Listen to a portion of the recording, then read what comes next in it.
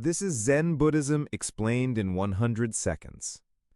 Ever heard the question, what is the sound of one hand clapping? That's Zen, but it's more than just brain-bending riddles. Zen is a school of Buddhism that's all about direct experience over dusty doctrines.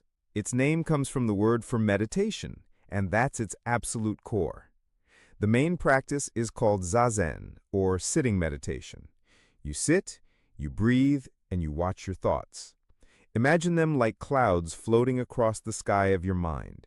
You don't chase them, you don't fight them, you just observe them until they drift away on their own. It's about being fully present. The goal? A flash of insight called satori or kensho.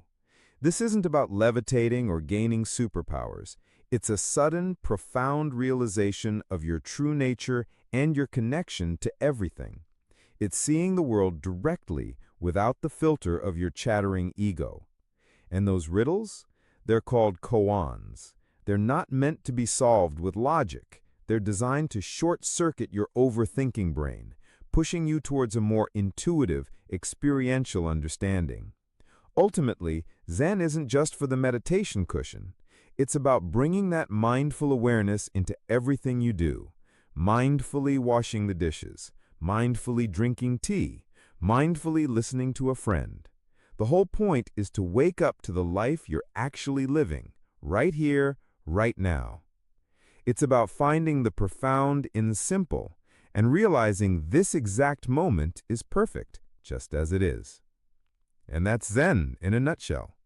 If you found this moment of clarity valuable, hit that like button and subscribe for more.